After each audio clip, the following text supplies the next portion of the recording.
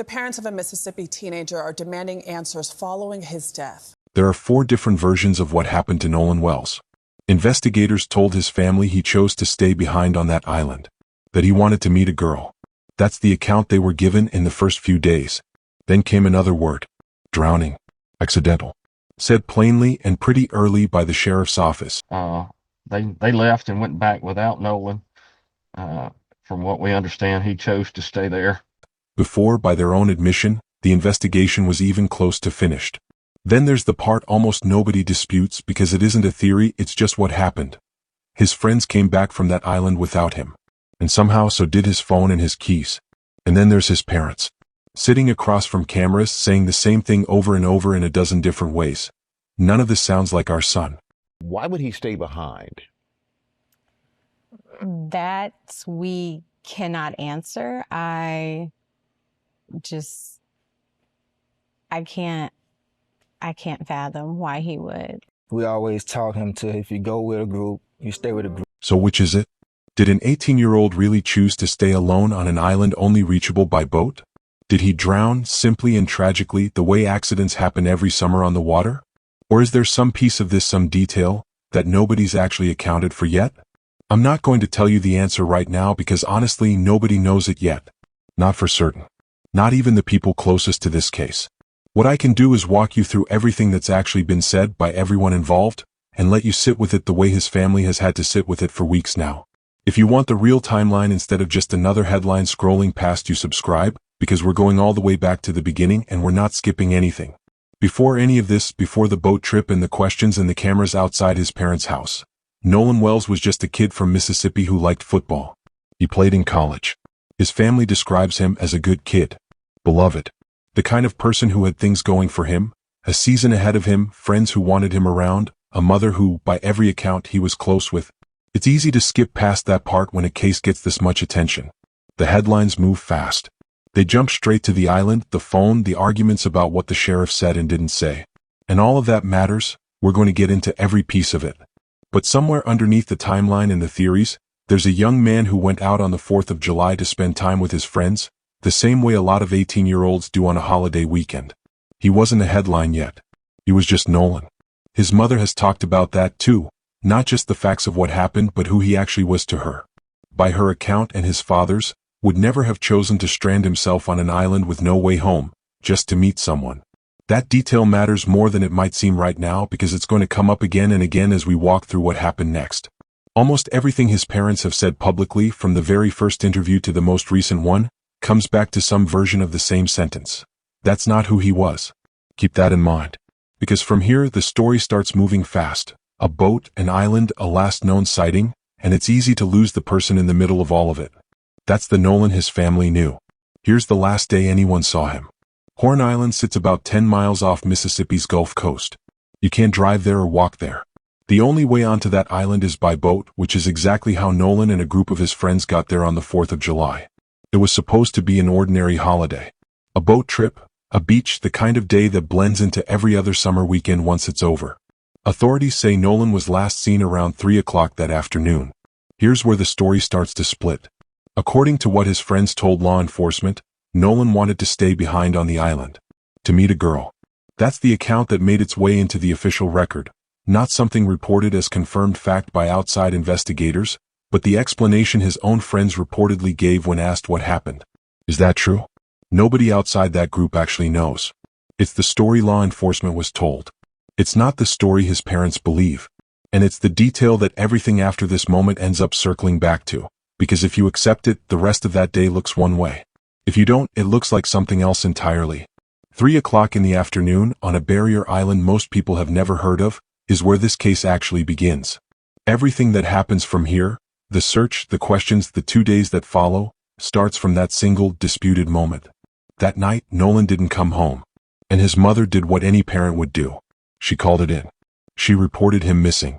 From there, the timeline goes quiet in a way that's hard to sit with. 2 full days passed between the last time anyone says they saw him and the moment he was found. 2 days where nobody, not his family, not investigators, not the public, knew where he was or what had happened to him. On Monday, July 6th, a park ranger found his body in the water off the island's northwest corner. In between those 2 points, the last sighting and the recovery, there's a gap that authorities still haven't fully filled in. What's been reported is this. His friends left the island that day and returned to the mainland without him. And somehow so did his phone. So did his keys. His parents didn't get those items back right away either. They were later tracked down at a friend's house. A family friend had to go there directly to retrieve them. That's a detail that sits uneasily next to the story about Nolan choosing to stay behind, because it raises a simple, obvious question his parents have asked publicly ever since. If he meant to stay on that island, why would he leave without the two things he'd need to get back? Nobody's given a full answer to that yet. Not law enforcement, not the friends who were there. It's one of the open threads in this case that hasn't been resolved, not confirmed as suspicious, not explained as innocent. Just unanswered, sitting inside those 2 missing days, waiting for someone to account for it. Up until that moment, this had still been a search. A family holding on to whatever hope 2 days of silence leaves behind. The moment that call came in, all of that collapsed into something else. Not where is he anymore. Just he's gone. And almost immediately, before the family had even had time to sit with that loss, the sheriff's office said something publicly that would end up defining the next several weeks of this case. They called it an accidental drowning. Said just like that. Early. Confident. Then, not long after, that same office walked it back. This is still an active investigation, they said. Nothing's been ruled out. At this point, there's no information that would lead us to believe that a crime had been committed. Now, that's why we're still asking for information if anybody has anything. Sit with that for a second. A family just lost their son. And within days, they watched the people investigating his death land on a conclusion, then take it back. That's not a small thing to witness as a grieving parent. If investigators felt confident enough to call it an accident once, what changed? And if they weren't confident enough to have said it in the first place, why did they? That reversal is one of the clearest, most documented reasons the family stopped trusting the official account. Not a rumor. Not something pulled from social media speculation. A public statement walked back in public. That inconsistency alone would make any parent start asking harder questions. This is where the case gets complicated. Drop a comment on what you think doesn't add up and keep watching, because next we go through the evidence that's actually been reported. Within days, the family brought in Ben Crump. If you've followed cases like this before, that name alone tells you something. Crump is the attorney families call when they feel like the system in front of them isn't moving fast enough, or isn't being fully honest with them. His involvement is never just legal. It's a signal that trust has already broken down somewhere. The family has distrust of the Mississippi law enforcement officials giving them a fair investigation where their black son ended up dead after going out on a boat with 3 young white men. Alongside Crump, the family made a decision that says just as much. They had Nolan's body flown to Washington, D.C. for an independent autopsy, away from Mississippi, away from the same officials who'd already reversed one public statement. Former NFL quarterback and civil rights activist Colin Kaepernick reportedly helped cover the cost of that flight and the autopsy itself. That detail alone pulled the case into a much bigger spotlight than a regional story usually gets. Then came the appearance that a lot of people saw.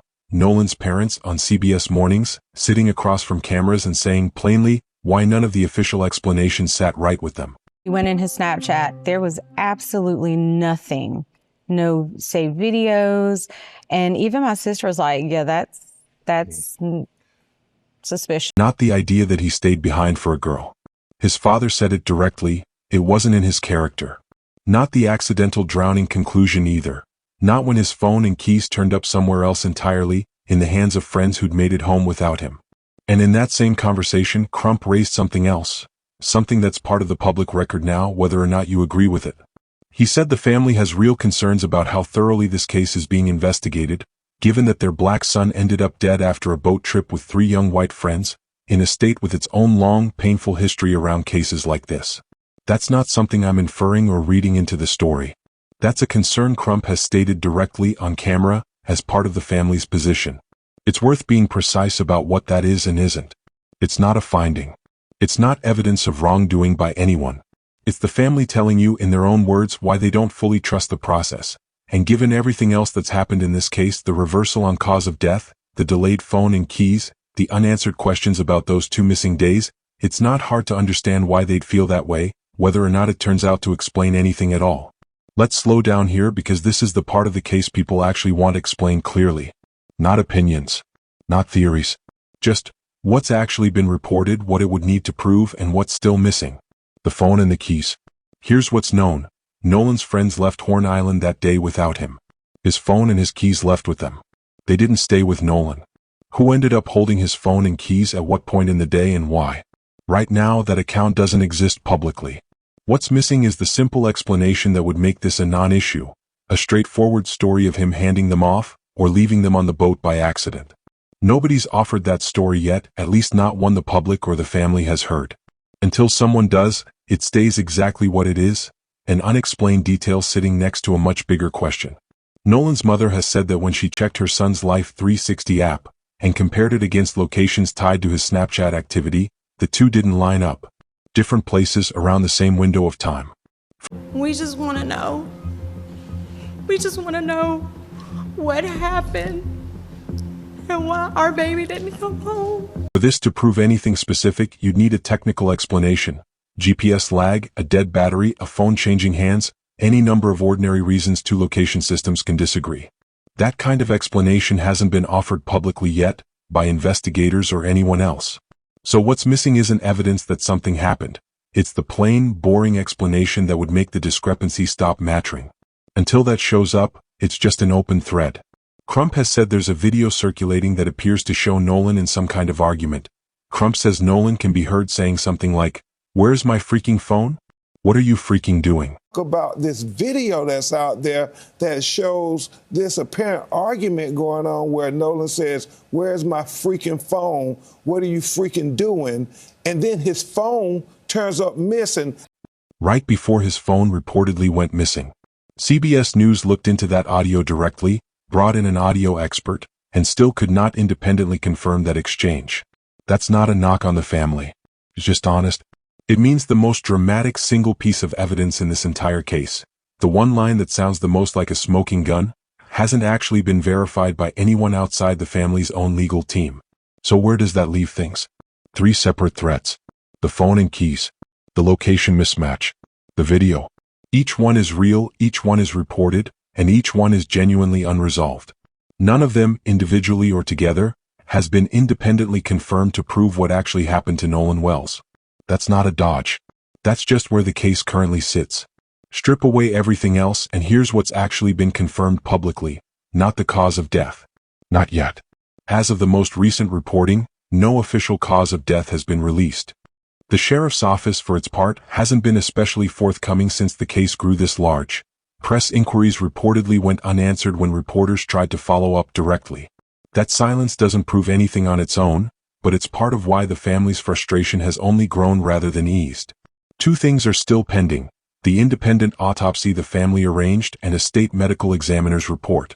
Until those come back, there's no forensic answer to the most basic question in this entire case. How did Nolan Wells actually die? Here's the honest shape of where things stand. A family that says the official story doesn't add up. An investigation that called this an accidental drowning, then walked that back to active investigation, without much public explanation. And 2 days, the hours between Nolan's last confirmed sighting and the recovery of his body, that still haven't been accounted for by anyone. That's not speculation. That's just what's actually missing. The independent autopsy results have been delayed. Weather and the logistics of getting Nolan's body to Washington, D.C., pushed the timeline back further than the family expected. Crump has said that as soon as those results come in, they'll be made public. Authorities are still asking anyone who was on Horn Island that day to come forward. Any photos, any video, anything that might help fill in what actually happened during those hours nobody's been able to explain. And underneath everything, the video, the phone data, the press conferences, there's still just a mother and father who lost their son and are still waiting for someone to tell them why. Not a theory. Not a version filtered through an attorney or a sheriff's office. Just the truth, whatever it turns out to be. That's where this case sits right now. Not solved. Not closed. Still open, still waiting on results that haven't come back yet. When those autopsy results come out, or anything else changes in this case, we'll break it down exactly like this. Every claim checked, every side represented fairly, no jumping to conclusions. Subscribe and turn on notifications so you're not getting this secondhand from someone who didn't do the work. We just want to know.